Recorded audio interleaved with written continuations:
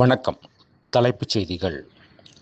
மக்களிடம் குறைகளை கேட்பதை விட அதை தீர்ப்பது மிகவும் முக்கியம்.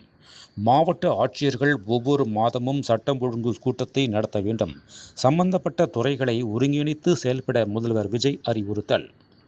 தமிழகத்தில் எந்த நேரத்திலும் தேர்தல் வரலாம். நாம் அதற்கு 100% தயாராக இருக்க வேண்டும். மாற்றுக் கட்சியினர் திமுகவில் இணைந்து கொண்ட நிகழ்வில் மு.க. ஸ்டாலின் உரை.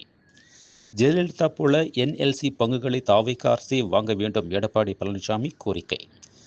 சீஷெல்ஸ் நாட்டின் விக்டோரியாவில் உள்ள புகழ்பெற்ற அருள்மிகு நவசக்தி விநாயகர் கோயிலில் பிரதமர் நரேந்திர மோடி வழிபாடு. பகவான் ஸ்ரீ கணேசர் அனைவருக்கும் ஞானம் வலிமை அருளட்டும் என தமிழில் நிகழ்ச்சி பதிவு. 2029 ராகுல் காந்தியை பிரதமராக ஒன்றிணைந்து உழைப்போம். மாணிக்கம் தாக்கூர் அழைப்பு. தமிழகத்தில் இஸ்லாமியர்களுக்கான 3.5% உள் ஒதுக்கீட்டை ரத்து செய்ய வேண்டும். பாஜக சிறுபான்மை பிரிவு தேசிய செயலாளர் வேலூர் இப்ராஹிம் வலியுறுத்தல்.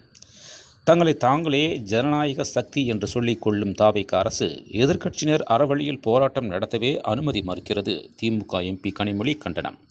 ராமதாஸை நம்பி நாங்கள் பயணித்தோம். பல கோடி ரூபாயை இழந்திருக்கிறோம். எங்களை நற்றாற்றில் விட்டு போய்விட்டாரோ என்ற பயம் உள்ளது என சேலம் அருள் வேதனை. மேகதாது அணை தடுப்போம், காவிரி காப்போம் லோகோ வெளியிட்டார் அன்புமணி. எம்எல்ஏ பதவியை ராஜினாமா செய்தார் அதிமுக முன்னாள் அமைச்சர் எம்.ஆர். விஜயபாஸ்கர். சபாநாயகர் ஜே.சி.டி. பிரபாகரை சந்தித்து ராஜினாமா கடிதத்தை அளித்தார். அமைச்சர் சரத்குமாருக்கு எதிரான திமுக ஆர்ப்பாட்டத்துக்கு அனுமதி மறுப்பு. ஆர்ப்பாட்டத்தில் ஈடுபட முயன்றவர்களை போலீசார் கைது செய்ததால் பரபரப்பு. தமிழ்நாடு மின் பகிர்மான கழகம் மற்றும் தமிழ்நாடு அரசு பணியாளர்கள் தேர்வாணையத்தின் நடவடிக்கைகள் குறித்து வெளிப்படையான விசாரணை நடத்த வேண்டும். அண்ணாமலை வேண்டுகோள். மேலும் விரிவான செய்திகளுக்கு அரசியல் ராஜ்யம் மின் இதழை படியுங்கள். நன்றி, வணக்கம்.